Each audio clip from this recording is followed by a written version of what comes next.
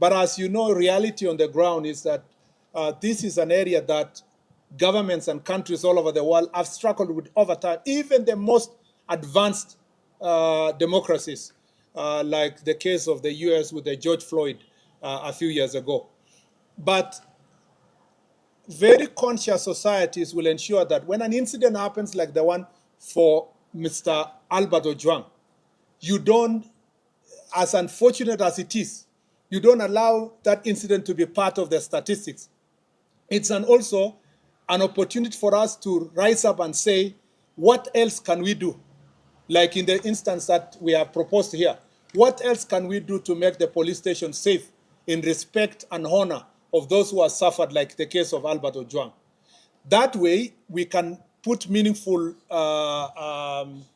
we can have meaningful results based on the otherwise negative and terrible incident.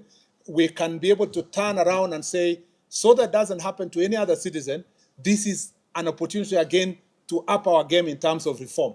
But if you ask me, this is an area that is long overdue.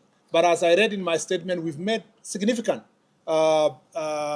improvement from 2010 when we promulgated our new constitution, and we can do even far much more. But I also need to ask our citizens that we need to support each other. We need to support the police officers. If you are, like the case that happened the other day, somebody's outright assaulting a police officer, you know, insulting a police officer, provoking. You are holding a machete. You know, you saw the case of Nakuru, someone is having a panga and showing directly to the police officer. And we are all as Kenyans not enraged as if a police officer has shown or pointed a gun to a civilian.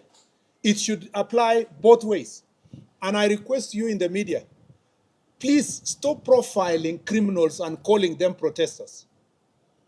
I saw in one of the media houses the other day, somebody's announcing, saying, oh yeah, some of the protesters have burned vehicles, some of the protesters have looted. How do you still give them a constitutional status of Article 37? Protesters are expected to be civilized people who are making a statement, not the ones who are burning vehicles, looting shops, attacking civilians, throwing stones at the police officer, burning police vehicles. We have very few police vehicles, but many of them have been burned in this instance. Burning a police station, invading parliament. I am yet to see a media house that calls out all those who invaded parliament. In any civilized society in the world, anybody who invaded parliament would have been called a terrorist, straight, in many countries. But here in Kenya, we are still saying peaceful protesters invaded parliament.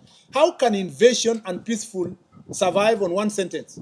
It must prick our conscience that, see, you've seen protests in other parts of the world, people marching peacefully along streets and making their statements. And that's why part of the law that we are proposing is to create an opportunity for public order to give people the space to do protests in an environment that is peaceful and that is respect constitutional responsibility of every one of us.